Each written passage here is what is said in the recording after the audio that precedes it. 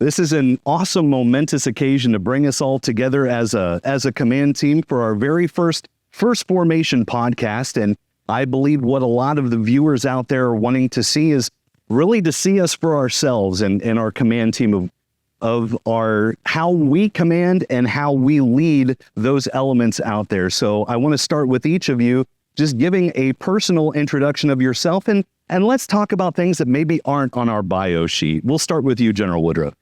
So my name is Matt Woodruff. I've been in the Army my entire adult life. So I spent 3 years in the U.S. Army Reserves. I then went to college at Bowling Green State University. You may have heard it's the Harvard of the Midwest, where I got a degree in elementary education. And then after that, I went on active duty for 13 years and then joined the National Guard. And I've been in the National Guard since 2009. Married to a wonderful woman, Lindsay, and I have 3 great children and their spouses, all married. And my first grandson will be a year old next month. So pretty exciting stuff in life and at work. Wonderful. Thanks, General. Sergeant Major. So I joined the Army right out of high school in 1984, active duty. Did 3 years down at Fort Benning, now 4 more. 3rd Ranger Battalion as a food service specialist. Started out as book. Left active duty in 87, went straight to the Ohio National Guard.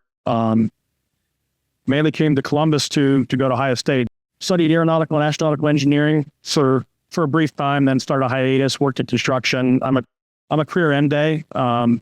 This is really this 3-year tour is my first truly full-time other than deployments and active duty at the front end of my career. Been married for 29 years. My wife is Amy, and I have one son, a 25-year-old son, Mitchell. Thanks, Sergeant Major. Now, Chief Kerwood. Okay, just like the other two, I've pretty much been in the military my entire life. I started out as a split option, so I went to basic training between my junior and senior years of high school, and the whole time's been in the Army National Guard. And then I went to my AIT, actually an ADA unit as a radar repair guy. So it was about 8.5 months long time, electronics background. So that first enlistment, though, I had the opportunity to work with a lot of warrant officers in the maintenance field. And so that motivated me to attempt to become a warrant officer. So I boarded for the position, was able to get it, and went to warrant officer candidate school. Then immediately transferred over to the Signal MOS. So became a systems warrant. And then I got a full-time job with the G6 as a technician, and then moved over to the USPFO data center and then back to the G6 before I was selected to have the command chief position. And, so I've been a lifetime nerd, and I love nerd stuff. A lot of technical warrants love that stuff. So it's been perfect for me. Really have a lot better life because of the opportunities the Guard has been able to give me. And I never really looked to be the command chief. It wasn't on my radar at all.